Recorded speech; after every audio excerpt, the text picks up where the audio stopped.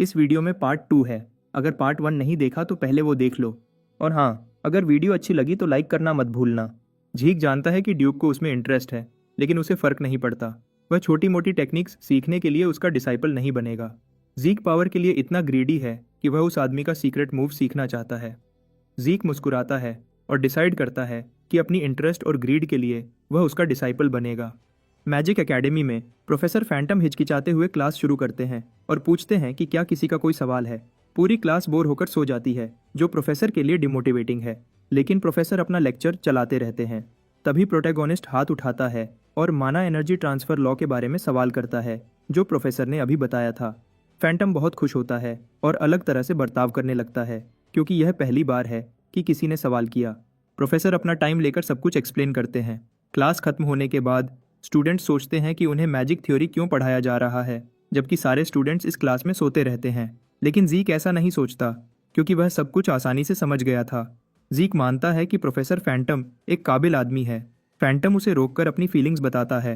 वह खुश है कि उसे एक पैशनेट स्टूडेंट को कुछ एक्सप्लेन करने का मौका मिला, इसलिए वह जीक को ऑफर देता है कि वह बिना किसी हिचकिचाहट के कभी भी आकर सवाल कर सकता है, अगर उसे कोई कॉन्सेप्ट समझ नहीं आता या वह क्यूरियस हो। फैंटम बताता है कि वह अभी भी डेलोआ मैजिक यूनिवर्सिटी का मेंबर है, इसलिए उसके पास बहुत सारी इन्फॉर्मेशन का एक्सेस है। यह बात जीक को सरप्राइज कर देती है, क्योंकि उसने सोचा नहीं था कि यह प्रोफेसर डेलोआ के मैजिक यूनिवर्सिटी से जुड़ा हुआ है, वह नेशन जो मैजिक का जन्मस्थल माना जाता है। जीक फैंटम का ऑफर एक्सेप्ट कर लेता है, क्योंकि एक काबिल मेज को साथ रखने में उसी का फायदा है। जीक मानता है कि जो मेजेस मैथ में अच्छे होते हैं वे आमतौर पर ग्रेट थिंकर्स भी होते हैं। किसी स्टफी नाइट के बजाय एक ऐसे आदमी को साथी बनाना बेहतर है। वह उम्मीद करता है कि यह प्रोफेसर फ्यूचर में बहुत काम आएगा। जब जीक एकेडमी से बाहर निकलता है तो उसे डेक्स्टर दिखाई देता है। जीक को समझ आ जाती है कि डेक्स्टर एक हफ्ते में ही सब्र खोने लगा है। डेक्स्टर पूछता है कि क्या उसकी क्लास खत्म हो गई है, और जीक के कुछ कहने से पहले ही वह उसे टोककर पूछने लगता है कि वह ग्रीन हाउस में क्यों नहीं गया। डेक्स्टर को उम्मीद थी कि जीक को हिंट मिल जाएगा, जब उसने कहा था कि वह उसे कुछ काम का सिखाएगा, लेकिन जीक अपनी बात दोहराता है और उसे बताता है कि उसे इंटरेस्ट नहीं है। डेक्स्टर गुस्सा हो जाता है और बच्चों की तरह बर्ताव करने लगता है। जीक एक्सप्लेन करता है कि उसे पता है कि डेक्स्टर कोई आम आदमी नहीं है, लेकिन जीक अभी अपनी ट्रेनिंग में बिजी है, इसलिए डेक्स्टर के लिए समय निकालना जीक के लिए मुश्किल होगा। डेक्स्टर ऐसा दिखाता है कि वह जीक की बात समझ गया है, लेकिन फिर एक पल में ही वह जीक के पीछे आ जाता है। जीक को रिएक्ट करने का मौका भी नहीं मिलता और आसानी से गेल नाइट के हाथों बेहोश हो जाता है। कुछ देर बाद जीक को होश आता है और उसे अभी भी यकीन नहीं होता कि उसे इतनी आसानी से बेहोश कर दिया गया। वह सोचता है कि डेक्स्टर पूरे एक हफ्ते के इंतजार के बाद तंग आ चुका होगा। जीक देखता है कि वह वेस्टर्न ग्रीन हाउस में है। डेक्स्टर जीक से पूछता है, क्या तुम उठ गए? जीक कहता है, यह तो सीधी सीधी किडनैपिंग है, लेकिन यह केयरलेस आदमी यह बात जानता है और घमंडी आवाज में बताता है कि उसे जीक में इंटरेस्ट है। जीक सोचता है कि डेक्स्टर में संबर की कमी है, लेकिन फिर वह अपनी स्विफ्ट स्टेप्स स्किल यूज करके भागने की कोशिश करता है। वह सोचता है कि यही मौका है, लेकिन डेक्स्टर उसके सामने आ जाता है, जिससे जीक हैरान रह जाता है। जीक एक और बार भागने की कोशिश करता है, लेकिन बुरी तरह से नाकाम हो जाता है, क्योंकि डेक्स्टर ने उसे पकड़ लिया था। जीक ये कहता है कि वह छोटा बच्चा नहीं है, इसलिए वह डेक्स्टर को तंग करते हुए पूछता है कि उसे जीक में इतना इंटरेस्ट क्यों है। डेक्स्टर उसे उसकी इनसेन हीलिंग पावर के बारे में याद दिलाता है। जीक मुस्कुराता है और आखिरकार समझ जाता है कि क्या वजह है। वह डेक्स्टर को चैलेंज करता है कि अगर वह उससे जवाब निकलवा सकता है तो निकालवा ले। तभी डेक्स्टर अचानक गायब हो जाता है। जीक सोचता है कि वह क्या कर रहा है, और अचानक ही एक सोर्ड उसके पीछे से आकर लगभग उसे हिट करने वाली होती है, लेकिन वह उसे पकड़ लेता है और सोचता है कि डेक्स्टर क्या करना चाहता है। जीक एक फाइटिंग स्टांस लेता है और डेक्स्टर से इस सब का मतलब पूछता है। तभी यह मिस्टीरियस आदमी सामने आता है और जीक को याद दिलाता है कि जीक उसे पहले चैलेंज कर रहा था, लेकिन यह बोरिंग लग रहा है, इसलिए वह कहता है कि एक शर्त लगाते हैं। डेक्स्टर एक चैलेंज करता है कि अगर वह उसके कपड़ों का एक टुकड़ा भी काट सके तो वह उसकी बात मान लेगा, लेकिन एक डरावने एक्सप्रेशन के साथ कहता है कि अगर जीक चैलेंज हार जाता है तो जीक को अपनी हर स्किल दिखानी होगी जो उसने छुपा रखी है। 3 घंटे के कंटिन्यूअस फाइटिंग के बाद डेक्स्टर सोचता है, यह लड़का क्या चीज़ है। उसे पता चलता है कि जीक के पास न केवल इंसेन स्टैमिना और एंड्योरेंस है, बल्कि उसके पास न खत्म होने वाली हीलिंग पावर है जो उसे अनस्टॉपेबल बनाती है। प्रोटैगनिस्ट दोबारा उठ खड़ा होता है और एक सेकंड भी वेस्ट किए बिना अपने हीलिंग स्किल्स और इन्फिनिट स्टैमिना एक्टिवेट कर लेता है, जो उसे पूरे दिन फाइट करने की ताकत देती है। लेकिन वह मानता है कि इस फाइट में ऐसी स्किल्स भी उसे विक्ट्री दिलाने में मदद नहीं कर सकती। तभी जीक को अपने might of the dragon skill की याद आती है, जो उसे थोड़ा ज़्यादा डेंजरस लगता था, इसलिए उसने कभी यह स्किल यूज़ नहीं किया। जीक को लगता है कि एक ब्लैक नाइट के आगे ऐसी स्किल यूज़ करना ठीक होगा। तुरंत उसका ऑरा चेंज हो जाता है और वह दोबारा अटैक करने के लिए तैयार होता है। डेक्स्टर उसकी कोल्ड आइज को देखकर एक्साइटेड हो जाता है, क्योंकि उसे लगता है कि एक फाइटर को इसी तरह लड़ना चाहिए। हमारा हीरो एक पर्पल ऑरा इमिट करना शुरू करता है और अपने स्विफ्ट स्टेप्स एक्टिवेट करके आगे बढ़ता है ताकि वह अटैक कर सके।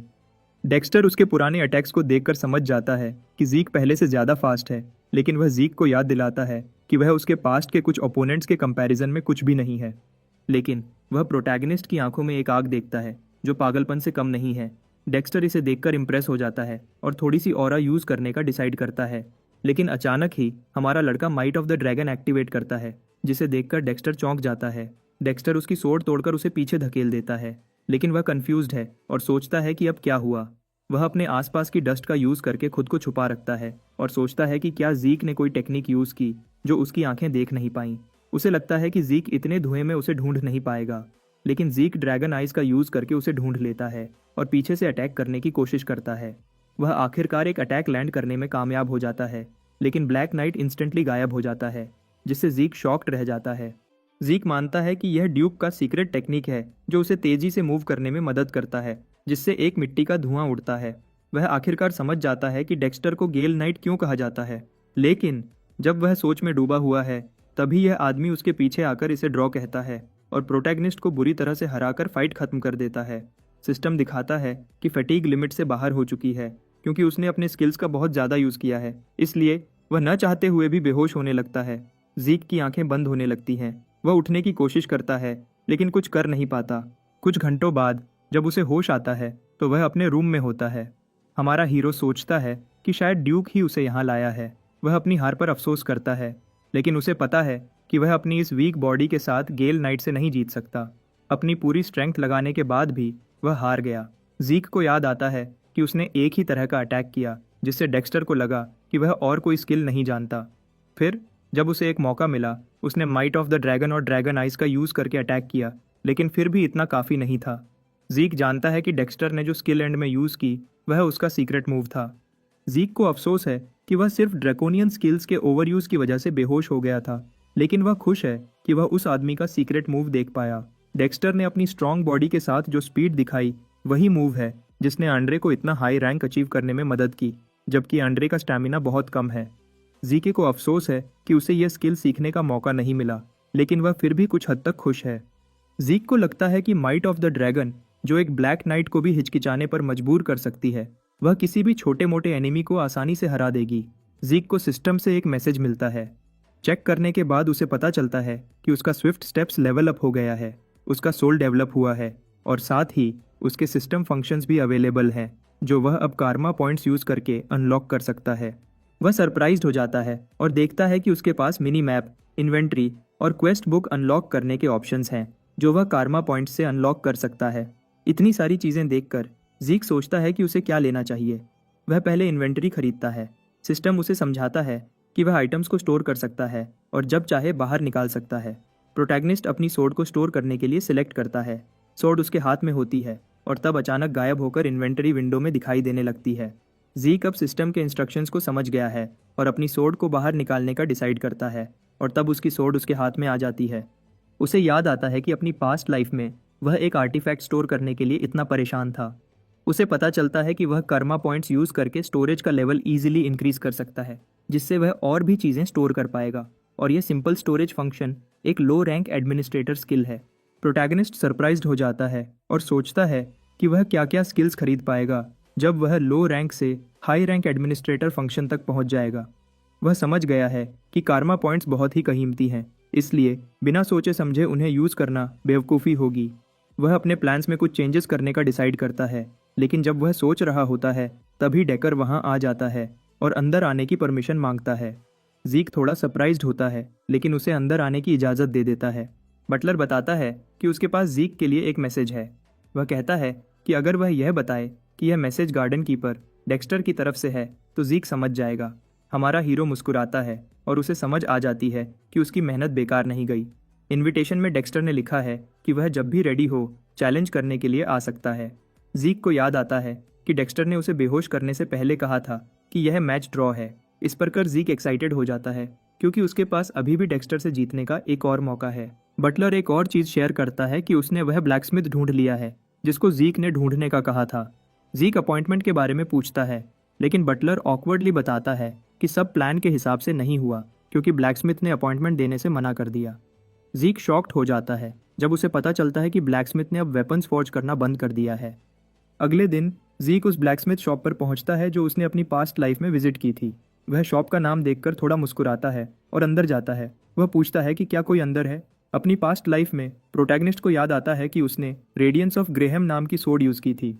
वह एक रियल मास्टरपीस थी जिसे गैलियन ने फोर्ज किया था। गैलियन ने इसे एक पेमेंट के तौर पर दिया था क्योंकि ज़ीक ने उसकी लाइफ बचाई थी। ज़ीक मानता है कि गैलियन को ब्लैकस्मिथ ऑफ द सोल का ग्रैंड टाइटल मिलना चाहिए क्योंकि रूमर्स हैं कि वह वेपन फोर्ज करने से पहले अपने क्लाइंट्स की सोल्स को पढ़कर बता सकता है कि उन्हें कैसी सोड चाहिए। ज़ीक को याद है कि उसकी पास्ट लाइफ में गैलियन ने उसे निराश नहीं किया और एक ऐसी सोड बनाई थी जिसकी एबिलिटी की उसे सबसे ज़्यादा ज़रूरत थी। वह सोड ईथर की जगह ऑरा इस्तेमाल कर सकती थी। गैलियन एक टाइम पर पूरे कॉन्टिनेंट का ग्रेटेस्ट ब्लैकस्मिथ था, लेकिन ज़ीक उसे ऐसे नशे में देखकर निराश हो जाता है। गैलियन लड़के को देखता है और उसे भगाने को कहता है, यह कहते हुए कि यह शॉप बच्चों के लिए नहीं है। ज़ीक जानता है कि इस आदमी का एटीट्यूड हमेशा से ही खराब था, लेकिन पास्ट लाइफ में जब वह ज़ीक को मिला था तो उसकी इतनी बुरी हालत नहीं थी। बिना हिचकिचाहट के ज़ीक उस आदमी पर एक बाल्टी पानी फेंक देता है। वह गंभीर मुस्कान देता है और पूछता है कि क्या वह आखिरकार उठ गया है। गैलियन अपनी सेंसेस में आता है और ज़ीक ड्रेकर को पहचान लेता है। वह तुरंत झुककर डिसरिस्पेक्ट के लिए माफ़ी मांगता है। वह डर से कांपने लगता है और एक बार फिर माफ़ी मांगता है। वह कहता है कि एक बेकार ब्लैकस्मिथ होने के नाते उसे लगता है कि वह किसी के लिए कुछ अच्छा नहीं बना सकता क्योंकि वह अपने लिए वह चीज़ नहीं बना पा रहा जो उसे चाहिए, इसलिए उसने ऑर्डर लेना बंद कर दिया है। ज़ीक थोड़ा सरप्राइज्ड होता है इसे देखकर कि एक फ्यूचर का फेमस ब्लैकस्मिथ मुश्किल समय से गुजर रहा है। उसे याद आता है कि जब वह गैलियन से पहली बार मिला था उस समय वह एक काबिल ब्लैकस्मिथ था। उसने कभी अपनी लाइफ के बारे में कुछ ज़्यादा शेयर नहीं किया, शायद क्योंकि वह अपनी फेलियर्स के बारे में बात करना पसंद नहीं करता था। लेकिन ज़ीक के पास वेट करने का टाइम नहीं है। गैलियन अपने टफ लाइफ की वजह से पागल हो रहा होता है, लेकिन ज़ीक उसे होश में आने को कहता है। इनसिक्योर आदमी अपने डिसरिस्पेक्टफुल बर्ताव के लिए माफ़ी मांगता है, लेकिन ज़ीक को इन चीज़ों से फ़र्क नहीं पड़ता और वह वेपन्स देखने की डिमांड करता है। गैलियन सही तरह से वेपन बनाने में फेल हो रहा है। जब ब्लैकस्मिथ उसे पीछे ले जाता है, प्रोटैगनिस्ट को समझ आ जाती है कि अब उसे ही इस आदमी को सही रास्ता दिखाना होगा।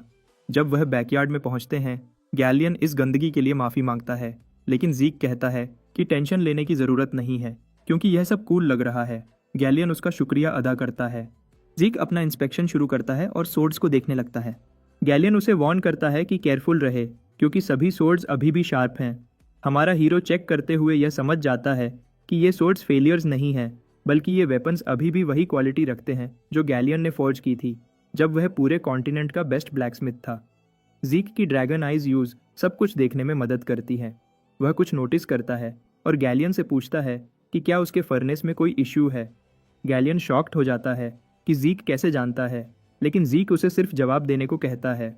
वह यह भी पॉइंट आउट करता है कि गैलियन अपने एक अलग ही मेथड से स्मेल्टिंग करता है। ज़ीक देख पाता है कि गैलियन मल्टीपल मेटल्स को मिक्स करके एक लाइटर लेकिन स्ट्रॉन्गर मटेरियल बनाता है, लेकिन ज़ीक आसानी से उसकी एक फेल्ड सोड को तोड़ देता है क्योंकि इस सोड की ड्यूरेबिलिटी बेकार है। ज़ीक एक्सप्लेन करता है कि ऐसे केस में असली इशू यह है कि इम्प्यूरिटीज़ को फोर्ज करते समय सही से नहीं निकाला गया। गैलियन शॉक्ड रह जाता है इसे देखकर कि ज़ीक ने न केवल उसके फॉर्जिंग मेथड को आसानी से समझ लिया, बल्कि सभी प्रॉब्लम्स को बिना किसी मेहनत के पॉइंट आउट कर दिया। गैलियन को एक आइडिया आता है और वह ज़ीक को बुलाता है। वह कहता है कि शायद यह थोड़ा अजीब लगे, लेकिन वह एक रिक्वेस्ट करना चाहता है। शॉप के अंदर ज़ीक पूछता है कि वह क्या कर रहा है। ब्लैकस्मिथ उसे एक ब्लूप्रिंट दिखाता है और बिना किसी हिचकिचाहट के सभी सीक्रेट्स रिवील कर देता है। ज़ीक को याद आता है कि यह वही ब्लूप्रिंट है जो उसने अपनी पास्ट लाइफ में देखा था, blueprint of the magic furnace. Past life में गैलियन अपने सीक्रेट्स को उस आदमी से छुपाना नहीं चाहता था जिसने उसकी लाइफ बचाई थी, इसलिए उसने ज़ीक को ब्लूप्रिंट दिखा दिया था। इस बार भी वह वही करता है। ज़ीक मानता है कि इस मेल्टिंग मेथड से सब कुछ आसानी से हो जाएगा। गैलियन ने एक्सपेक्ट किया था कि ज़ीक इस ब्लूप्रिंट को पहचान लेगा, लेकिन ज़ीक सोचता है कि वह इस पर काम क्यों नहीं कर रहा जबकि उसके पास ब्लूप्रिंट है। गैलियन एक्सप्लेन करता है कि अभी भी एक इम्पॉर्टेंट पार्ट मिसिंग है जिसको लाने के लिए उसे 10,000 गोल्ड कॉइन्स चाहिए। ज़ीक शॉक्ड हो जाता है क्योंकि एक नॉर्मल फैमिली महीने में सिर्फ 10 गोल्ड्स खर्च करती है, और यह उससे 8000 गुना ज़्यादा है। हमारा हीरो आखिर समझ गया कि गैलियन को सफल होने में 10 साल क्यों लग गए। वह मानता है कि 10,000 गोल्ड जमा करना गैलियन के लिए कितना मुश्किल हो गया होगा। गैलियन को पता है कि यह बात काफ़ी अजीब लगेगी, लेकिन क्योंकि प्रोटैगनिस्ट एक ड्रेकर और एक प्योर ब्लड अवेकनर है, उसे उम्मीद है कि ज़ीक उसकी मदद करेगा। बदले में गैलियन अपनी पूरी जिंदगी तक ज़ीक के सारे ऑर्डर मुफ्त में करने के लिए तैयार है। ज़ीक कुछ देर सोचता है और गैलियन की रिक्वेस्ट को लगभग नामुमकिन मानने लगता है, क्योंकि वह अपने परिवार का गार्डियन नाइट नहीं है, इसलिए उसके पास इतनी बड़ी रकम इकट्ठा करने का कोई तरीका नहीं है, चाहे वह एक प्योर ब्लड ही क्यों ना हो। लेकिन उसे ग्रेहम, जो कि सोर्ड ऑफ रेडियंस है, की ज़रूरत पड़ेगी। लेकिन तभी ज़ीके के दिमाग में एक सोल्यूशन आता है और वह समझ जाता है कि यह प्रॉब्लम माना एनर्जी लॉस से जुड़ा हुआ है। एकदम से उसके दिमाग में एक शानदार आइडिया आता है और वह रिक्वेस्ट मान लेता है। ज़ीक ब्लूप्रिंट ले लेता है, लेकिन गैलियन अब भी इस बात पर विश्वास नहीं कर पा रहा होता कि ज़ीक उसकी मदद करेगा। तब हमारा हीरो उसे यकीन दिलाता है कि वह एक मेज को जानता है जो मदद कर सकता है। वह गैलियन से कहता है कि अगर कुछ काम बना तो वह गैलियन को बता देगा। जाने से पहले ज़ीक उसे शराब पीना छोड़ने को कहता है, लेकिन गैलियन घुटनों के बल गिर जाता है और ज़ीक के पैर पकड़ लेता है। वह रो पड़ता है और वादा करता है कि अगर यह काम हो गया तो वह अपनी पूरी जिंदगी तक प्रोटैगनिस्ट की सेवा करेगा। गैलियन लगातार अपना शुक्रिया अदा करता रहता है, जबकि ज़ीक वर्कशॉप से निकलने की कोशिश करता है। ड्रेकर एकेडमी के प्रोफेसोरियल रिसर्च बिल्डिंग में ज़ीक को याद आता है कि प्रोफेसर फैंटम का मेजर इस टॉपिक से रिलेटेड था, तो वह उसके रिसर्च लैब को याद करने की कोशिश करता है। जब वह लैब ढूंढ रहा होता है, तभी एक गली में कुछ अजीब होता देख लेता है। एक बच्चा कुछ बुली लोगों के हाथों बुरी तरह पीट रहा होता है। बच्चा आंसू भरी आंखों के साथ माफ़ी मांगता रहता है। प्रोटैगनिस्ट को अचानक अपने पिछले जन्म की याद आती है और वह अपने दांतों को कसकर अपने गुस्से को कंट्रोल करने की कोशिश करता है। तभी वह गली में जाकर देखता है कि एक गरीब बच्चे को लियोन और उसके दोस्त मार रहे हैं। लियोन उस बच्चे को कंप्लीट ट्रैश कहता है और उसे और भी मारने लगता है। वह ज़ीक पर आया हुआ गुस्सा बच्चे पर निकालता है और उसे मारने लगता है। लियोन नहीं मानता कि वह ज़ीक से हारा है और उसे लगता है कि ज़ीक सिर्फ लकी था, इसलिए वह जीता। लियोन अपने हाथ से बच्चे के सिर को ज़मीन पर दबा देता है। जैसे ही ज़ीक आता है, लियोन का चेहरा बदल जाता है। प्रोटैगनिस्ट अकड़कर मुस्कुराता है, लेकिन जल्दी ही सीरियस हो जाता है और अपने भयानक गुस्से वाली आंखों से उन बुलीज को ऑर्डर देता है कि अगर उन्हें अपनी जान प्यारी है तो घुटने टेक दें। लियोन ज़ीक को अकड़पन के लिए टॉन्ट मारते हुए कहता है कि ज़ीक ने सचमुच प्योर ब्लड अवेकनिंग नहीं किया। प्रोटैगनिस्ट उसे चुप कराता है और धमकी देते हुए कहता है कि उसे झुकना होगा, वरना वह मारा जाएगा। उसके शब्द लियोन को तंद्रा कर देते हैं और वह डर के मारे पसीना पसीना हो जाता है। लियोन गुस्से में दांतों को कसकर ज़ीक को नाली का कीड़ा कहता है और अपने चमचों को उस पर हमला करने के लिए कहता है। ज़ीक बिना किसी डर के आसानी से उसके पंच को डोज कर देता है। वह पहले आदमी को हराता है और फिर दूसरे को भी हरा देता है। लियोन ज़ीक को देखकर हैरान हो जाता है कि यह वही ज़ीक है जो कुछ महीने पहले बिल्कुल अलग था। लियोन डर के मारे अपनी तलवार निकालता है और ज़ीक को दूर रहने के लिए कहता है, नहीं तो वह उसे घायल कर देगा। ज़ीक उसे याद दिलाता है कि ट्रेनिंग एरिया में तलवार निकालने का क्या मतलब होता है। लियोन डर के मारे घबरा जाता है और बिना कुछ कहे चुप हो जाता है। ज़ीके डुएल में जो पहले तलवार निकालता है, फाइट में जो भी हो वह उसकी रिस्पॉन्सिबिलिटी होती है। अब जब तक कोई एक मरता नहीं है, फाइट खत्म नहीं होगी। ज़ीक लियम को अपना गवाह बनाता है और लड़ाई शुरू करने के लिए तैयार हो जाता है, लेकिन लियोन माफ़ी मांगता है और रोता हुआ ज़ीक से कहता है कि उसे इस बार छोड़ दे। प्रोटैगनिस्ट को अपनी पास्ट लाइफ की याद आती है और लियोन को कमीना कहता है। एक पल में वह लियोन का कान काट देता है और कहता है कि अगर उसने यह कान वापस लगाया तो अगली बार ज़ीक उसका सिर काट देगा। लियोन दर्द से चिल्लाने लगता है। बच्चा ज़ीक से पूछता है कि उसने उसकी मदद क्यों की, तो ज़ीक कहता है कि वह किसी की मदद नहीं कर रहा था, बस अपनी मदद कर रहा था। जाते हुए ज़ीक सोचता है कि शायद गैलियन ने उसमें कुछ बदलाव ला दिया है। वह प्रोफेसर फैंटम को ढूंढता है और पूछता है कि क्या इसे बनाना संभव है। फैंटम सीधा जवाब देता है और कहता है कि यह संभव है। ज़ीक कहता है कि वह यह काम उस पर छोड़ रहा है, लेकिन फैंटम उसे रोकता है और कहता है कि वह कुछ चीज़ें क्लियर करना चाहता है। प्रोफेसर फैंटम, वैसे तो इसे बनाना मुश्किल नहीं है, लेकिन असली समस्या इसके कोर में है, जो पावर आउटपुट के लिए ज़रूरी है। यह कोर मशीन का दिल है, लेकिन इस सर्किट में कुछ कमियां हैं। यह कोर देखने में छोटा दिख सकता है, लेकिन बहुत सारी एनर्जी की ज़रूरत होती है और आउटपुट को समय पर कंट्रोल करना पड़ता है। ज़ीक सब कुछ समझ जाता है और पूछता है कि क्या इसका कोई हल है। प्रोफेसर समझाता है कि उनके पास 2 चॉइसेस हैं। वह कोर के डिज़ाइन में कुछ बदलाव कर सकते हैं, लेकिन यह काम इतना मुश्किल है कि इसमें पूरे 10 साल या शायद 15 साल लग सकते हैं। ज़ीक इस बात से हैरान हो जाता है, लेकिन प्रोफेसर दोहराता है कि यह बहुत ज़्यादा समय लेने वाला है। प्रोफेसर आगे कहता है कि दूसरा तरीका उन्हें कोर का डिज़ाइन फिर से बनाने से बचा सकता है, बस उन्हें एक अलग मटेरियल का उपयोग करना होगा। वह मानता है कि यह तरीका बहुत समय बचाएगा, लेकिन इसके लिए उन्हें एक हाई कंप्रेशन माना स्टोन की ज़रूरत है। जीक इस बात को सुनते ही उठ खड़ा हो जाता है और याद करता है कि हाई कंप्रेशन माना स्टोन एक ऐसी चीज़ है जिसे आज की टेक्नोलॉजी से भी नहीं बनाया जा सकता। फैंटम उसकी बात को सही मानता है और याद दिलाता है कि यह कोई ऐसी चीज़ नहीं है जो आसानी से धूल धक्कड़ में ढूंढी जा सके। इस डिज़ाइन के लिए हाई कंप्रेशन माना स्टोन उन्हें 10,000 गोल्ड कॉइन्स में मिलेगा। जीक पहले तो हार मान लेता है, लेकिन फिर सोचता है कि अगर किसी को पता चल गया कि वह ऑरा यूज़ नहीं कर सकता तो उसका क्या होगा। 15 साल बहुत लंबा समय है, लेकिन वह 10,000 गोल्ड कॉइन्स भी नहीं जुटा सकता। उसे हारकर भागने का मन नहीं करता, क्योंकि सब लोग उसे ऑरा यूज़र मानते हैं, जो कि सच नहीं है। असल में यह है कि उसने ब्लेसिंग के समय स्टैचू ने जो रिएक्शन दिखाया था वह सिर्फ उसके ईथर और हीलिंग एबिलिटीज़ की वजह से था। वह अब भी ऑरा का उपयोग नहीं कर सकता, और ईथर एक ऐसी पावर है जो आम इंसान कंट्रोल नहीं कर सकते। उसके पास सिर्फ spirit of the soul skill है, जिससे वह सिर्फ सोर्ड को स्ट्रॉन्ग बनाकर उसका उपयोग कर सकता है। ईथर का उपयोग करने के लिए उसे Graham the sword of radiance की ज़रूरत है। जीक अब भी माना स्टोन के बारे में सोचता रहता है और कोई सोल्यूशन ढूंढने की कोशिश करता है। फैंटम हैरान हो जाता है और मानता है कि जो भी इस ब्लूप्रिंट को बनाने वाला है वह बहुत ही काबिल है। वह इस डिज़ाइन को बहुत एफिशिएंट मानता है। जीक प्रोफेसर की बातों को सुनता है और अचानक उसे एक आइडिया आता है। वह उठ खड़ा हो जाता है और प्रोफेसर से कहता है कि वह डिज़ाइन का काम तब तक संभाल ले जब तक वह वापस नहीं आता। प्रोफेसर हैरान हो जाता है और पूछता है कि क्या जीक चाहता है कि वह डिज़ाइन फिर से बनाए और अपनी ज़िंदगी के 15 साल बर्बाद करे। जीक समझाता है कि वह कुछ लाने वाला है और यकीन से कहता है कि उसे हाई कंप्रेशन माना स्टोन हासिल करने का तरीका पता है। जीक बताता है कि गोल्डन एज में लिबरेशन वॉर शुरू हुई थी, जिसमें इंसानों को ड्रैगन्स के राज से मुक्ति मिली। यह युद्ध तब खत्म हुआ जब बहामुट नामक बुरा ड्रैगन टर्ना ड्रेकर के हाथों मारा गया।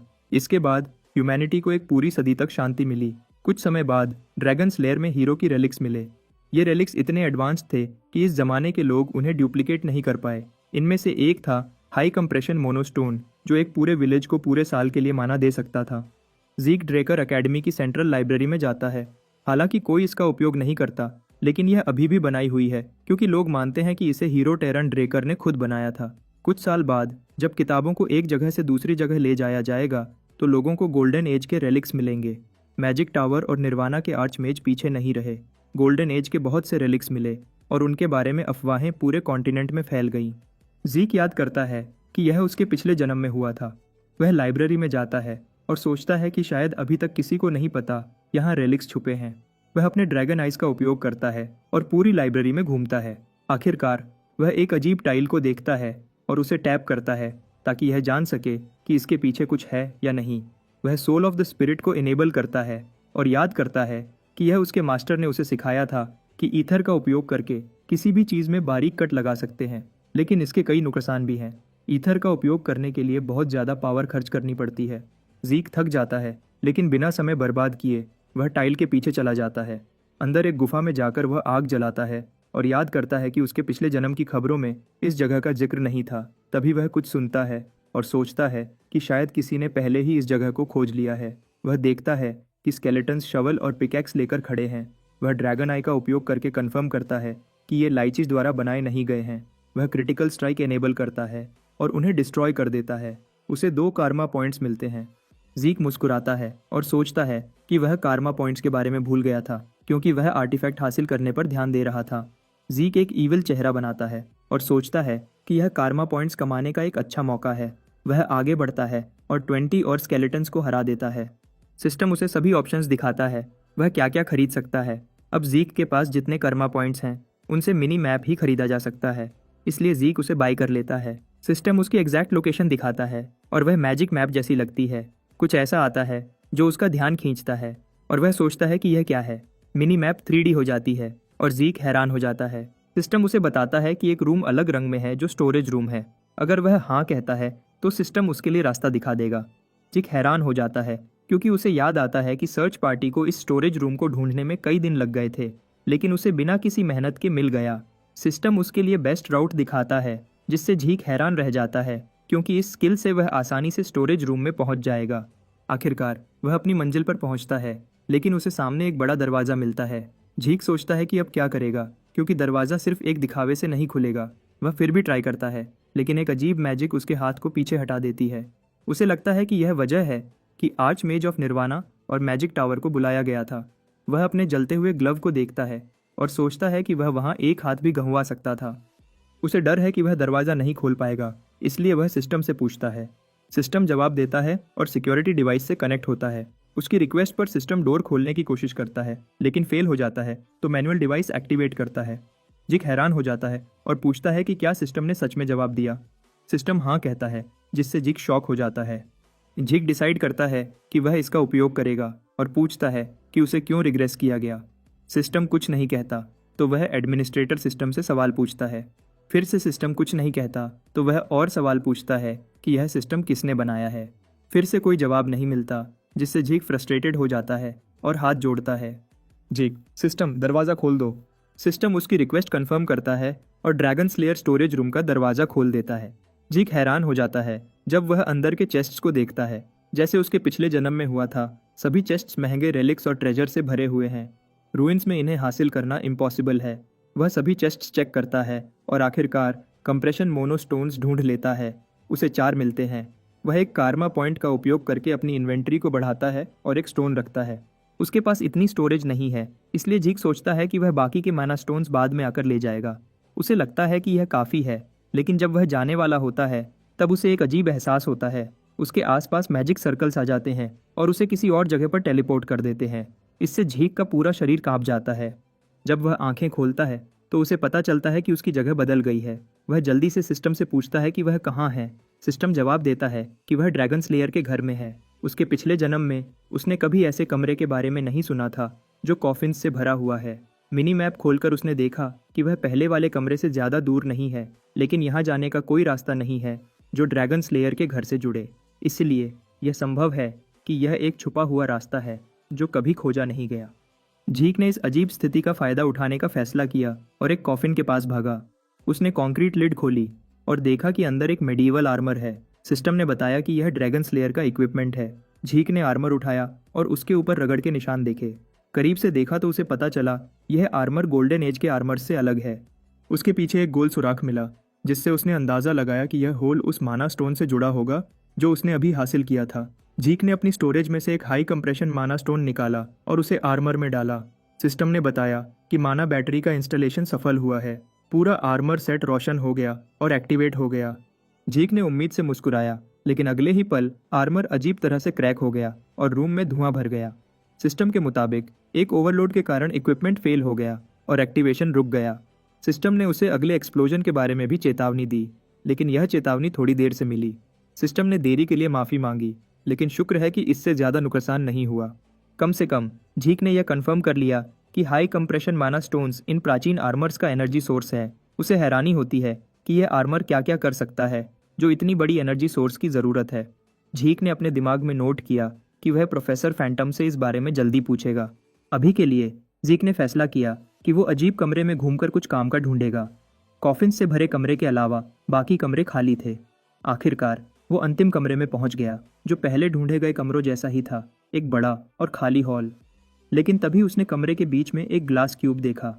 सिस्टम का एक प्रॉम्प्ट उसके सामने आया, जिसे पढ़कर वो चौंक गया। वो पसीने पसीने हो गया और सोचने लगा कि टेरन ड्रेकर कितना पागल था। अंतिम कमरे में यह क्यूब फाउंडर्स लेगेसी है, जो कर्स्ड ड्रैगन बहामुट का दिल है। कौन सोच सकता था कि उसके पूर्वज ने अपनी पहेली के लिए यह गिफ्ट छोड़ा था। यह उस अजीब सी फीलिंग को समझाता है जो झीक ने स्टोरेज रूम में महसूस की थी। लेकिन पहले वाले डार्क प्रेजेंस के मुकाबले बहामुट का दिल अब कुछ अलग ही फील दे रहा है। जैसे ही सिस्टम ने बताया कि बहामुट का दिल उसकी बॉडी से रिएक्ट कर रहा है, झीक को डार्क प्रेजेंस ने घेर लिया।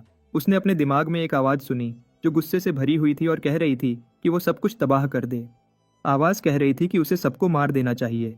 उसका इंडोमिटेबल मेंटल डिफेंस एक्टिवेट हुआ और वो छोटे समय के लिए शॉक से बाहर आया। तभी उसके सिर में एक तेज दर्द हुआ और उसकी एक आंख काली हो गई। उसने महसूस किया कि यह प्रेजेंस अभी भी उसके शरीर में है। सिस्टम ने उसे एक अर्जेंट क्वेस्ट दिया, टेरन ड्रेकर टेस्ट, जिसमें उसे बहामुट के दिल में ईविल एनर्जी के खिलाफ लड़ना है। डार्क प्रेजेंस फिर से उभर आया और जब उसके मेंटल डिफेंस ने इसका प्रभाव साफ करने की कोशिश की, तब उसके क्लास स्किल्स का एक्टिवेशन पहली बार फेल हो गया। इसके बाद उसके दिमाग को हत्याकारी विचारों ने घेर लिया और आवाज़ और भी तेज हो गई। दोनों आंखें काली हो गईं और आवाज़ ने मांग की कि उसे इसे स्वीकार करना चाहिए। अगर वो स्वीकार करता है तो वो आज़ाद हो जाएगा। सिर्फ विल पावर से जीक ने अपने आप को कंट्रोल में लाया और अपना सिर ग्लास क्यूब से जोर से टकराया। दर्द ने उसके दिमाग को साफ किया और वो मुस्कुराया जब उसके चेहरे पर केचप गिरने लगा। जीक उस पागल और हत्याकारी आवाज़ को बिल्कुल पसंद नहीं करता। यह बेवकूफ़ आवाज़ उसे आज़ादी देने का वादा करती थी, लेकिन जीक मानता है कि आज़ादी दी नहीं जाती बल्कि हासिल की जाती है। ग्लास क्यूब हज़ारों टुकड़ों में टूट गया जब जीक ने ईविल ड्रैगन्स कर्स को लिया और इसके साथ अर्जेंट क्वेस्ट भी कंप्लीट हो गया। थकान जल्दी ही उसके दिमाग पर छाई और अगर उसके पास विल पावर नहीं होती तो स्थिति और भी खराब हो सकती थी। उसके शरीर ने नुकसान को महसूस किया और उसके हीलिंग फैक्टर और इन्फिनिट स्टैमिना को ट्रिगर किया ताकि वो रिकवर कर सके। इसके साथ ही कर्स्ड ईविल ड्रैगन बहामुट का दिल का एब्जॉर्प्शन प्रोसेस शुरू हो गया। उसने देखा कि दिल उसके सीने के पास आया और तेज रोशनी से चमक रहा है। एक पावर ने उसके फ्लैश और बोन्स को भर दिया, जिससे जीक को बहुत डर हुआ। जहाँ तक वो बता सकता है, एक प्योर और डेंस मैना सोर्स जिसका उसने पहले कभी सामना नहीं किया उसके बॉडी के हर सेल में फ्लो हो रहा है। यह एक नाइट के लिए बुरा होता, लेकिन जीक के लिए तो बिल्कुल ही खतरनाक है, क्योंकि उसके पास एक भी सर्कल नहीं है जो इतनी इंटेंस माना की पावर को सही से एब्जॉर्ब कर सके। एब्जॉर्ब न करने की वजह से यह माना ओवरफ्लो होकर सारी बॉडी को डिस्ट्रॉय कर रहा है और इसका दर्द सिर्फ जीक ही समझ सकता है। जीक जानता है कि उसे कुछ करना होगा, कुछ भी, वरना यह प्रोसेस उसका अंत हो सकता है। स्किलफुल स्लाइट ऑफ हैंड के साथ उसने पर्पल ईथर समन किया। स्पिरिट ऑफ द सोल का उपयोग करके उसने एक मिनी ब्लैक होल क्रिएट किया ताकि इस ओवरफ्लोइंग माना को सील कर सके। जीक के बहुत कम स्किल्स हैं। उसने सोचा कि ईथर का उपयोग करना ही उसकी आखिरी उम्मीद है।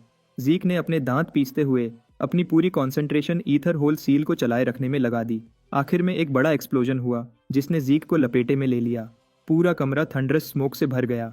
एक्सप्लोजन ने एक बड़ा गड्ढा बना दिया। खैर, जीक अभी भी एक पीस में है। उसके बॉडी का हर एक हिस्सा दर्द से चिल्ला रहा था। जब दर्द कम होने लगा तो उसने सुकून की सांस ली। यह मुश्किल था, लेकिन आखिर में वो जिंदा बच गया। उसका यूनिफॉर्म फटा हुआ है और उसके चेस्ट पर बहामुट का मार्क बन गया है। शैटर्ड ग्लास क्यूब के अंदर जो दिल था वो गायब हो चुका है। बहामुट का माना बिल्कुल मजाक नहीं है। उसका सरवाइव करना एक चमत्कार से कम नहीं है और इस बार वो किस्मत से बच गया। टूटे हुए ग्लास क्यूब के पीसेज में उसने अपने चेस्ट पर मार्क का रिफ्लेक्शन देखा। ऐसा लगता है कि बहामुट की रैम्पेजिंग माना ने कुछ सरप्राइजिंग रिजल्ट्स दिए हैं। तभी सिस्टम ने उसे कर्स्ड ईविल ड्रैगन के दिल की सक्सेसफुल एब्जॉर्प्शन के बारे में नोटिफाई किया। एब्जॉर्ब्ड माना ने उसके बॉडी को बहुत ज़्यादा चेंज कर दिया है। उसका कॉन्स्टिट्यूशन ऑर्डिनरी से अपग्रेड होकर डिवाइन हो गया है। अभी तक कंट्रोल नहीं की जा सकने वाली पावर को डिटेक्ट करते हुए सिस्टम ने उसके 90.5% फोर्स को कंप्रेस और सील कर दिया। एंसेस्टर्स लेगेसी के इनहेरिटर के तौर पर उसे टेरन ड्रेकर की सिक्योर लाइब्रेरी को ओपन करने की परमिशन भी मिल गई है। बिगिनर क्वेस्ट बुक अनलॉक हो गया है और साथ ही लो लेवल एडमिनिस्ट्रेटर का ट्यूटोरियल भी। जीक ने अपने सिर को कुरचाया। डिवाइन बॉडी, टेरन्स लाइब्रेरी, किसी तरह का ट्यूटोरियल? उसे समझ नहीं आ रहा कि ये सब क्या है। कंफ्यूज्ड रहते हुए उसने सारी विंडोज़ को हटा दिया, सिर्फ एक को छोड़कर। ऐसा लगता है कि पहला ड्रैगन स्लेयर टेरन मरने से पहले बहुत दयालु था। एक प्रॉम्प्ट उसके सामने आया जो पूछ रहा था कि क्या वो टेरन ड्रेकर का दूसरा डाइंग गिफ्ट खोलना चाहेगा। जब उसने सोचा कि वो और ज़्यादा सरप्राइज नहीं हो सकता, जीक ने आखिरकार टेरान के दूसरे गिफ्ट पर अपनी नज़र डाली। उस एंशिएंट रूम में जीक मरते मरते बचा और फिर अपने प्लैटिनम मैंशन की तरफ वापस चला गया। उसने लूटे हुए ट्रेजर्स को एक सेफ जगह पर छुपा दिया, जबकि उसकी आंखें सिस्टम प्रॉम्प्ट पर टिकी हुई थीं। उसका टाइटल बदल गया था, वो जिसे एंशिएंट ड्रैगन की इनहेरिटेंस मिली है, the inheritor of terrain Drucker. उसे ड्रैगन कंट्रोल की अथॉरिटी और डिवाइन बॉडी कॉन्स्टिट्यूशन मिला। नए रिवॉर्ड्स में से वो सबसे ज़्यादा क्यूरियस था ड्रैकोनियन स्किल के बारे में, जिसका नाम था इनकैंटेशन। यह लॉक्ड स्किल उसके वर्ड्स को पावर से भर देगा। मुट्ठी में जाने उसे बहुत कुछ मिला, लेकिन अभी भी कुछ रिवॉर्ड्स को यूज़ करने के लिए वो बहुत वीक है। ड्रैकोनिक कंट्रोल उसे ड्रैगन्स के बच्चों और ड्रैगन्स पर कंट्रोल देता है। उसके कंट्रोल में आने वाले ड्रैगन्स को समन किया जा सकता है और वो ड्रैगन्स बिना सवाल जवाब उसके ऑर्डर्स फॉलो करेंगे। डिवाइन बॉडी उसे हाईएस्ट लेवल पर परफॉर्म करने की कैपेबिलिटी देती है। कॉम्बैट सीखने की उसकी स्पीड और बॉडी में ईथर का ट्रांसफर रेट इंक्रीज हो गया है। डिस्क्रिप्शंस उसे पूरी पिक्चर समझने में ज़्यादा हेल्प नहीं कर रही, इसलिए शायद उसे यह प्रैक्टिस करके ही पता चलेगा। एंसेस्टर के दूसरे डाइंग गिफ्ट के अलावा टेरन की एक और विंडो है, जबकि उसे टेरन ड्रेकर की सिक्योर लाइब्रेरी तक एक्सेस मिल गया है। एक इन्फॉर्मेशन अपडेट की ज़रूरत अभी भी है। सिस्टम ने हमेशा की तरह हेल्पफुल होते हुए ऑफर किया कि वो मिनी मैप पर लोकेशन मार्क कर दे जहां से वो अपडेट हासिल कर सकता है। जीक एक्स्ट्रा वर्क से खुश नहीं है, लेकिन इसके पास और कोई दूसरा रास्ता भी नहीं। उसे सरप्राइज हुआ जब उसने मिनी मैप पर मार्क लोकेशन को पहचाना। डिज़ाइन को देखकर ये वालहला जैसा लग रहा था। वालहला सबसे प्रेस्टिजियस नाइट ट्रेनिंग इंस्टीट्यूशन है। एडमिनिस्ट्रेटर्स के अलावा कोई भी उस एरिया को देख भी नहीं सकता, या अंदर जाना तो दूर की बात है। जीक के लिए भी अभी इस कंडीशन में ऐसी जगह में एंटर करना मुश्किल होगा।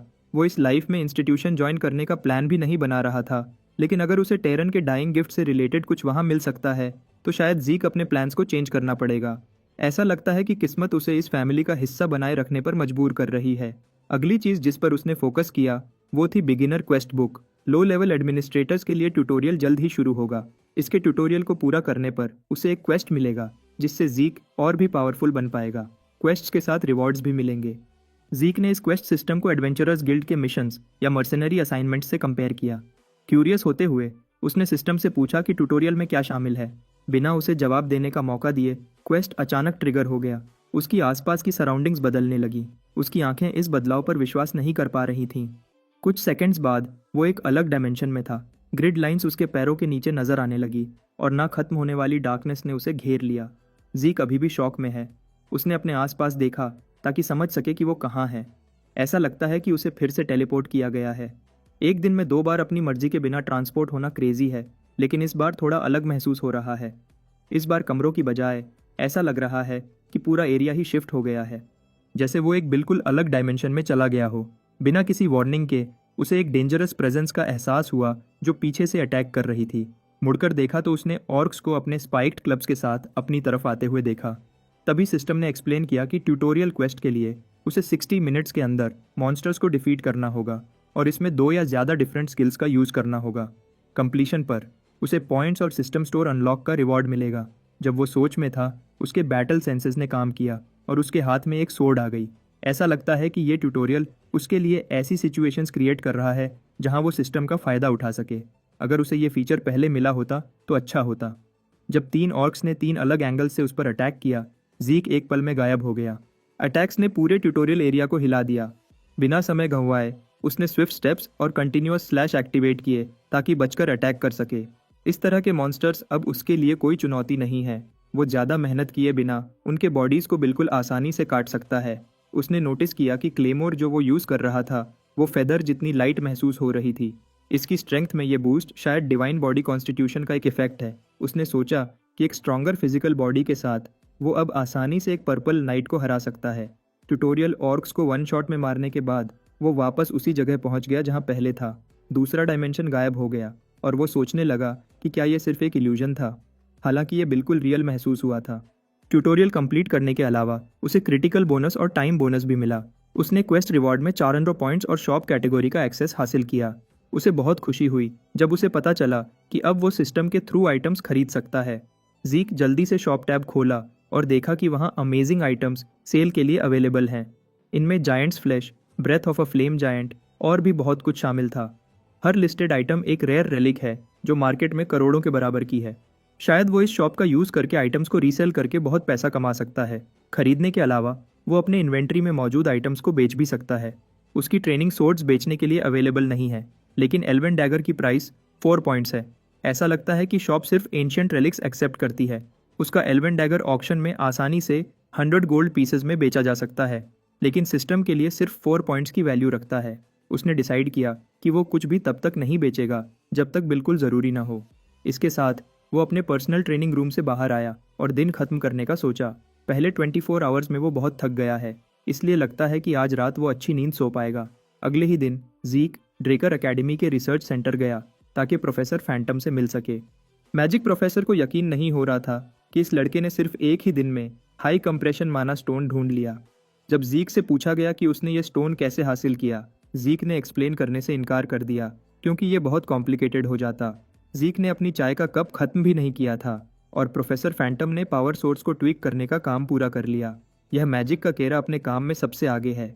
चाहे प्रोफेसर ने छुपाने की कोशिश की हो, जीक को एहसास हुआ कि प्रोफेसर को उस पर शक है। हर बार जब हाई कॉम्प्रेशन माना स्टोन कॉन्टिनेंट में मिलता है तो उसे एंशिएंट टेक्स्ट में रजिस्टर किया जाता है। यह ट्रैक रखने और मैनेज करने के लिए होता है कि किसने यह स्टोन हासिल किया और कहाँ से मिला। लेकिन जीक के पास जो माना स्टोन्स हैं वो अनरजिस्टर्ड हैं। चाहे कितनी भी मेहनत कर लो, वो सेंट्रल कॉन्टिनेंट रजिस्ट्रेशन एनसाइक्लोपीडिया में नहीं मिलेंगे। प्रोफेसर फैंटम का शक बिना किसी बात के नहीं था। उसके पास बहुत एक्सपीरियंस है। जीक ने सोचा कि ऐसे टैलेंटेड पर्सन को ऐसी जगह नहीं रहना चाहिए जहां उसकी कला को कोई पहचान नहीं पा रहा। आखिरकार प्रोफेसर ने डिज़ाइन को एक्टिवेट करने की कोशिश की और हम वापस पेपर्स ब्रेथ पर पहुंच गए। डिज़ाइन कंप्लीट करने के बाद उन्होंने अपरेटस को blacksmith of the soul galleon Helbert के हवाले कर दिया। जीक और प्रोफेसर फैंटम ने मास्टर ब्लैकस्मिथ को काम करते हुए देखा। उसकी वर्कशॉप बहुत सारे अजीब मैजिक सर्कल्स से चमक रही थी। गैलियन के चेहरे पर एक खुशी थी, अब वो आखिरकार अपने सपने के मुताबिक वेपन्स बना सकता है। जीक और फैंटम इतिहास बनते हुए देख रहे थे। कामयाब ट्रायल के बाद प्रोफेसर फैंटम ने उन्हें गुड बाय कहा ताकि वो एक लेक्चर अटेंड कर सके। गैलियन जीके की मदद के लिए शुक्रगुजार था। उसने कभी सोचा भी नहीं था कि वो अपनी ज़िंदगी में एक कंप्लीट मैजिक फर्नेस देखेगा, लेकिन इस यंग लड़के के साथ डील करना उसकी ज़िंदगी का सबसे अच्छा डिसीजन था, क्योंकि जीक ने अपने हिस्से का वादा पूरा किया। अब गैलियन की बारी थी। ब्लैकस्मिथ इस एहसान का बदला चुकाने के लिए उत्सुक था। जीक ने अपने बैग से एक मटेरियल निकालकर गैलियन को दिया। एक नज़र में ही ब्लैकस्मिथ को पता चल गया कि उसके हाथ में क्या है। इस ब्यूटीफुल केस के अंदर एक ड्रैगन्स फैंग था। टेरन की विल इनहेरिट करने के रिवॉर्ड्स में से एक था बहामट का सबसे तेज फैंग। पागल ब्लैकस्मिथिंग ऐसी अच्छी कंडीशन में ड्रैगन्स फैंग देखकर ललचाने लगा। टेरन ड्रेकर का दूसरा डाइंग गिफ्ट सच में परफेक्ट रिवॉर्ड था। दिल से लेकर फैंग्स तक उस एंसेस्टर को प्राइसलेस चीज़ें कलेक्ट करने का बहुत शौक था। अचानक गैलियन कांपने लगा। उसकी आंखों से आंसू और नाक से नोस्सी बहने लगे, जिससे जीक कंफ्यूज्ड हो गया। जीक ने मैजिक फर्नेस के सपने को रियलिटी में बदला और अब ये मुझ जैसे क्राफ्ट्समैन को ड्रैगन्स फैंग से वेपन बनाने का मौका दे रहा है। गैलियन ने वादा किया कि वो उसकी उम्मीद से ज़्यादा बेहतर वेपन बनाएगा। ब्लैकस्मिथ ऑफ द सोल ने अपने नाम की कसम खाई कि वो जीक के लिए एक ऐसी ब्लेड बनाएगा जो उसकी ज़िंदगी की कीमत के बराबर होगी। ये वर्ड्स जीक को याद थे। यह वही वादा था जो उसने अपनी पास्ट लाइफ में किया था। जीक की सेकंड लाइफ में भी गैलियन वही वफादार इडियट है। यह बात जीक को अंदर से थोड़ा इमोशनल कर गई। पेपर्स ब्रेथ से बाहर निकलकर जीक ने क्राफ्टिंग को एक्सपर्ट के हवाले कर दिया। जीक को आइडिया है कि गैलियन उसके लिए कौन सी ब्लेड फोर्ज करेगा। कॉन्टिनेंट के बेस्ट ब्लैकस्मिथ के हाथ में वो ज़रूर कुछ ऐसा बनाएगा जो देखने में इस दुनिया का नहीं लगेगा। फॉर्ज की ट्रिप के बाद जीक सीधा प्लैटिनम मैंशन के अपने रूम की तरफ चला गया। उसने वेपन पाने के लिए बहुत परेशानियां सहनी पड़ी थीं और अब वो आखिरकार रिलैक्स कर सकता है। उसे ड्यूक के साथ ड्यूअल हुए एक हफ्ता हो चुका था और उसने ड्यूक ने एक और मैसेज भेजा था कि वो राउंड 2 के लिए वापस आए। जब वो सोच रहा था कि ये पागल गार्डनर ज़रूर कुछ न कुछ करेगा तो उसे एक जानी पहचानी प्रेजेंस का एहसास हुआ। उसके रूम में कोई घुस गया था। पीछे मुड़कर देखा तो गेल नाइट खड़ा था और वो गुस्से से लग रहा था कि जीक ने उसकी इनविटेशन एक्सेप्ट नहीं की। पागल नाइट ने उसे गुस्से से देखा और एक्सप्लेनेशन मांगा, जबकि उसकी तरफ से किलिंग इंटेंट निकल रही थी। ऐसा लग रहा था कि वो अभी जीक को मार डालना चाहता है। जीक ने ओल्ड नाइट के इमोशंस के साथ खेलने का डिसाइड किया और बताया कि उसका दोबारा चैलेंज करने का कोई इरादा नहीं है। ड्यूक ड्रेकर ने एक ही पल में दोनों के बीच का डिस्टेंस कवर किया और सच सुनने बोलने की मांग की। जीक ने ड्यूक की ग्रिप से खुद को आज़ाद करने की कोशिश की, लेकिन उससे पहले कि वो कुछ कर पाता, पागल आदमी ने उसे खुली खिड़की से बाहर फेंक दिया। जीक शॉक रह गया और उसने अपने बॉडी को ग्रेविटी का शिकार होते हुए महसूस किया। उसका रूम मैंशन की अपर फ्लोर्स पर है, इसलिए इतनी हाइट से गिरना खतरनाक था। इस हाइट पर शायद वो मर भी सकता है, उससे पहले कि उसका पैसिव हील काम कर सके। पैनिक करते हुए उसने बालकनी के एज को पकड़ने की कोशिश की, लेकिन उससे पहले कि वो लेज तक पहुंच पाता, ड्यूक का हाथ उसके गले पर एक्सेसिव फोर्स के साथ जम गया। ओल्ड नाइट को यकीन नहीं हो रहा कि बच्चे को नहीं पता कि उस लेटर का मतलब क्या था। जीक ने जानबूझकर उसे अवॉइड किया, पहले ट्रीटमेंट रूम में और अब भी। ऐसा लगता है कि वो ड्यूक को गुस्सा दिलाने की कोशिश कर रहा है। जब उसके गेम्स खत्म हो गए, ड्यूक ने उसे 5 सेकंड्स दिए ताकि वो सच बता सके और बकचोदी बंद करे। जीक मुस्कुराया और बताया कि ड्यूक ने अभी तक अपनी असली पहचान नहीं बताई और अभी भी खुद को सिर्फ एक गार्डनर कह रहा है। जीक सच बोलने की डिमांड करता है। जब उसने लड़के की आंखों में डर का न होना देखा तो गार्डन कीपर डेक्स्टर ने अपनी ग्रिप ढीली कर दी और मुस्कुरा दिया। ओल्ड नाइट ने उसे रूम में वापस फेंक दिया, जिससे रूम का नुकसान हुआ, लेकिन जीक के स्ट्रॉन्ग बॉडी को कोई सीरियस डैमेज नहीं हुआ। गार्डन कीपर डेक्स्टर ने माना कि जीक की बात में दम है। उसने लड़के को उठाने के लिए अपना हाथ बढ़ाया और माना कि वो एक टाइम पर ड्रेकर का ब्लैक नाइट था। जीक ने सरप्राइज होने का ढोंग किया, हालांकि उसे पहले ही पता था कि ये आदमी कौन है, जो उसने पहले दी गई इन्फॉर्मेशन को जोड़कर समझ लिया था। उसने अपना एक्टिंग शुरू कर दिया और पूरे दिल से माफ़ी मांगी, एक काबिल-ए-इज्जत फैमिली मेंबर और ऑनरेबल ब्लैक नाइट की डिसरिस्पेक्ट करने के लिए। फिर भी शक करते हुए ड्यूक ने पूछा कि क्या ये जीक का प्लान था। लड़के ने डेक्स्टर की बात को समझ न पाने का नाटक जारी रखा। इस रेयर चांस का फ़ायदा उठाते हुए जीक ने पूछा कि लॉर्ड ड्यूक खुद को फॉर्मर ब्लैक नाइट क्यों कहते हैं। ओल्ड नाइट ने एक्सप्लेन किए, बिना सिर्फ इतना कहा कि वो अब ये टाइटल नहीं रखता। यह कॉमन नॉलेज है कि रैंक्स में ऊपर जा सकते हैं, लेकिन जीक को नहीं पता था कि रैंक्स में नीचे भी गिर सकते हैं। ड्यूक ने उसके क्वेश्चंस के आंसर देने से इनकार कर दिया और टॉपिक चेंज कर दिया। जीक ने ओल्ड नाइट के कांपते हुए हाथ को नोटिस किया और पर्सनल सवाल करने बंद कर दिए, क्योंकि लॉर्ड ड्यूक ने अपनी असली पहचान बता दी है। जीक ने भी सच बोलने का डिसाइड किया। वो घुटनों के बल बैठ गया और मान लिया कि उसे ड्यूक की आइडेंटिटी का पता था और वो जानबूझकर उसे परेशान कर रहा था ताकि उसका ऑफिशियल स्टूडेंट बन सके। हैरानी की बात है, ओल्ड नाइट मुस्कुरा दिया, लड़के की बहादुरी से खुश होते हुए। इसके बदले गेल नाइट ने आखिरकार उसे ऑफिशियल स्टूडेंट के तौर पर एक्सेप्ट कर लिया। जीक शॉक्ड था कि एक पावरफुल टीचर हासिल करना इतना आसान हो जाएगा। जीक ने सोचा कि उसे बहुत परेशानियां सहनी पड़ेंगी।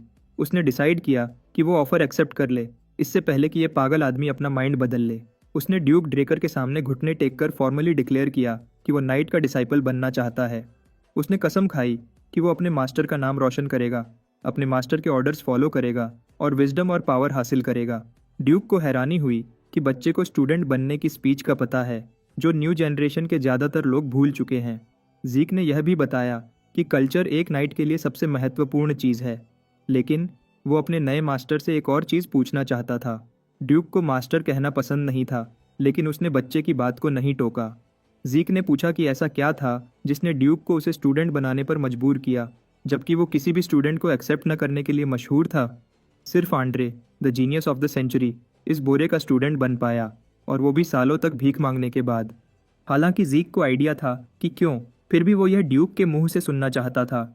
उसने सोचा कि ओल्ड नाइट ने उसमें एक ऐसी पोटेंशियल देखी होगी जो आंड्रे से भी ज़्यादा है। ड्यूक मुस्कुराया और उसे गेस करने को कहा।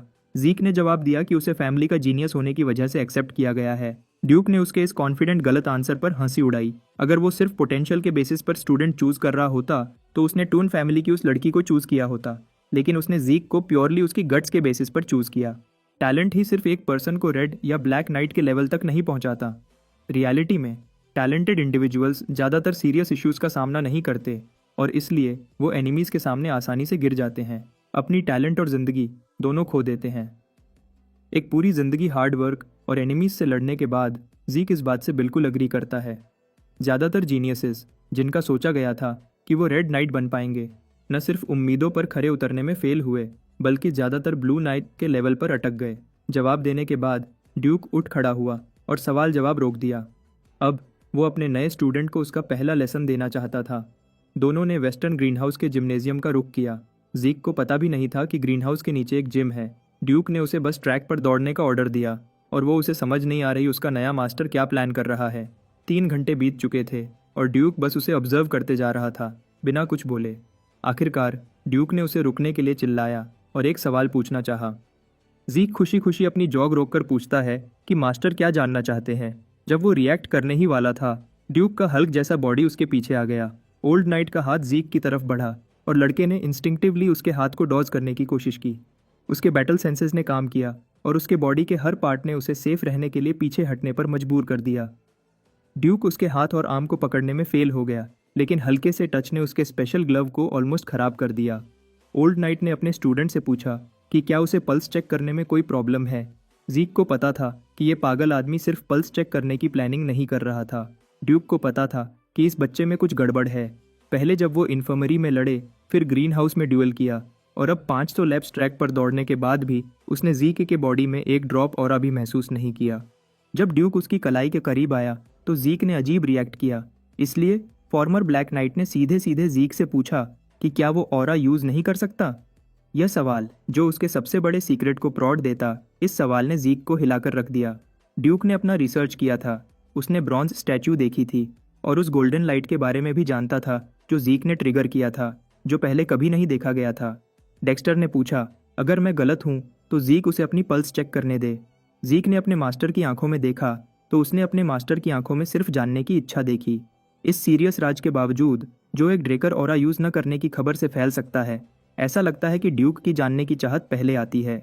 जीक खुशनसीब है कि ड्यूक एक पागल आदमी है। जीक अभी भी अपनी ब्लेड ग्रैहम हासिल करने का इंतजार कर रहा है ताकि उसके ऑरा के बारे में कोई शक पैदा न हो। जीक को समझ आ गई थी कि यहाँ अगर डेक्स्टर की जगह कोई और होता तो गड़बड़ हो जाती।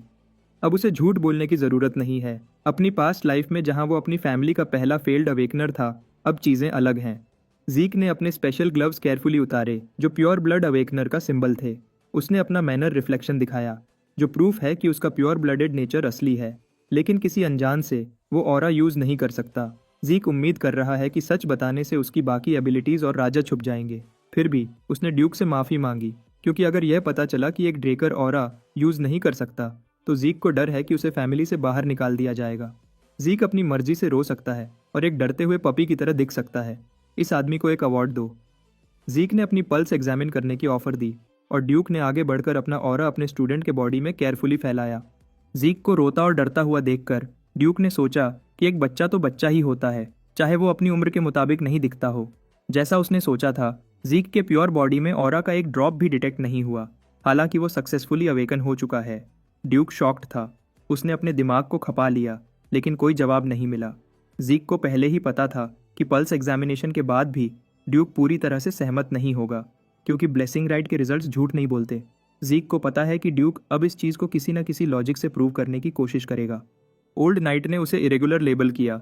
ऑफ कोर्स यही उसका कंक्लूजन है। लोग जो क्लासेस के कॉन्सेप्ट से अनजान होते हैं वो ऐसे ही सोचते हैं। फिर भी जीक ने ड्यूक के साथ खेला और ड्यूक से पूछा कि इरेगुलर क्या होता है। उसके मास्टर ने एक्सप्लेन किया कि ये उन लोगों को कहा जाता है जो अलग एबिलिटीज़ रखते हैं, जैसे कि कुछ लोग ऑरा और माना को एक साथ यूज़ कर सकते हैं। कुछ इरेशनल एबिलिटीज़ भी होते हैं, जैसे फ्यूचर में झांकना।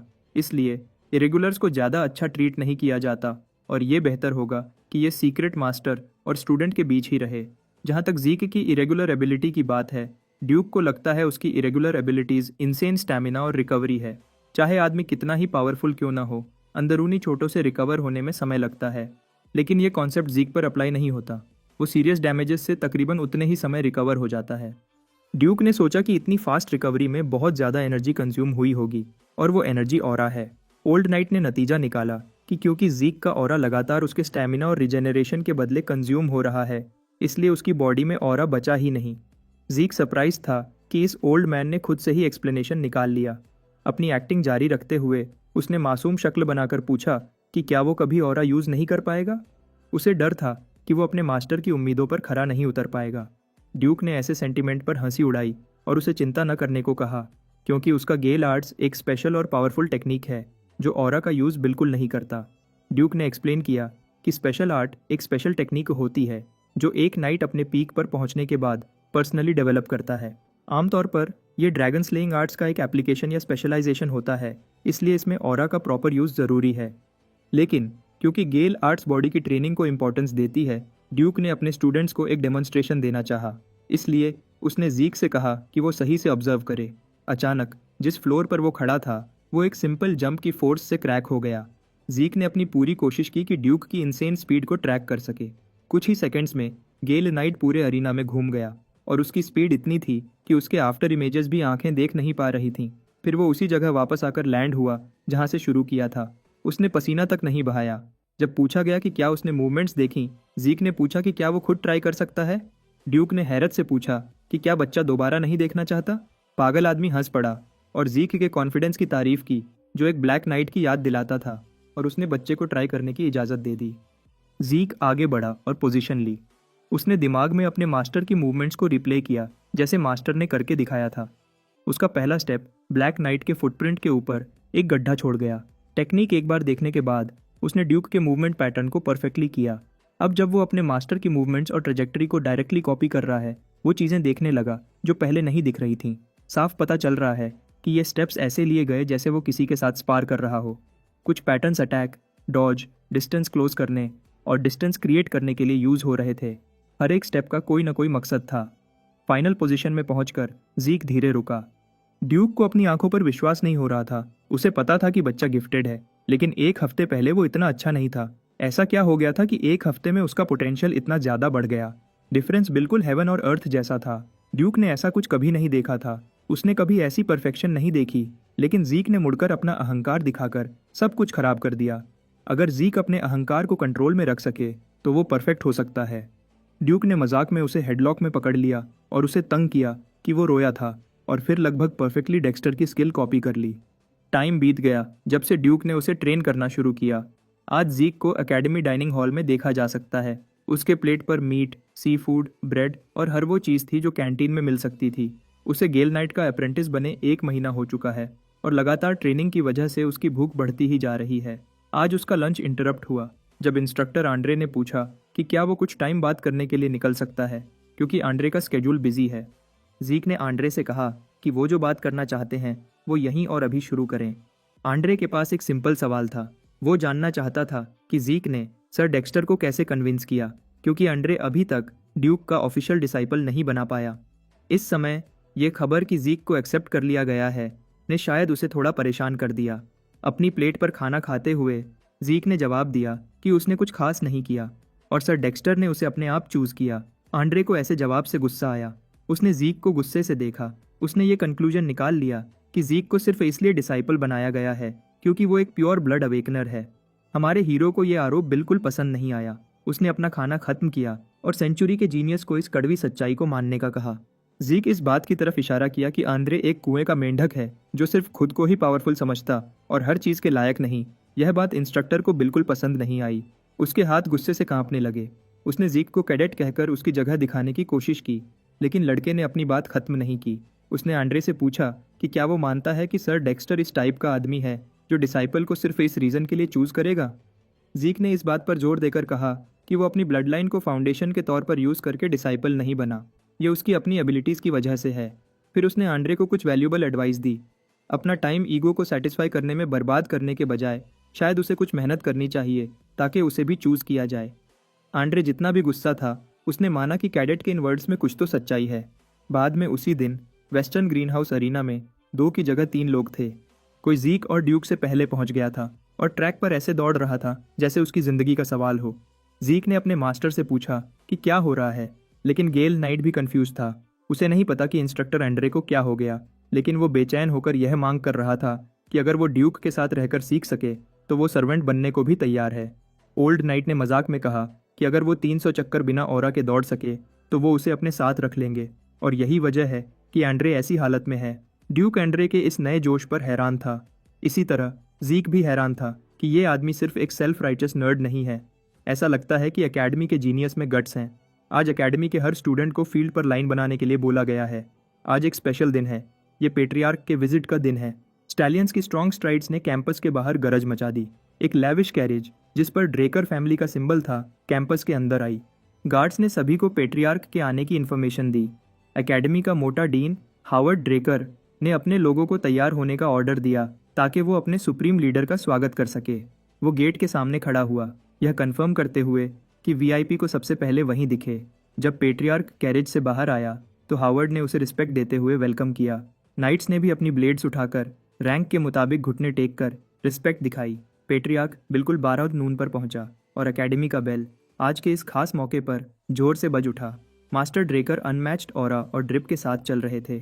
उनकी मौजूदगी में हर कोई उनके लिए रिस्पेक्ट को महसूस कर रहा था। उन्होंने हावर्ड का शोल्डर पकड़कर उसकी मेहनत की तारीफ की। ये गीगाचद आर्थर ड्रेकर हैं, 3rd ट्रांसेंडेंट हाउसहोल्ड के लीडर, ड्रैगन स्लेयर ड्रेकर के पेट्रियार्क।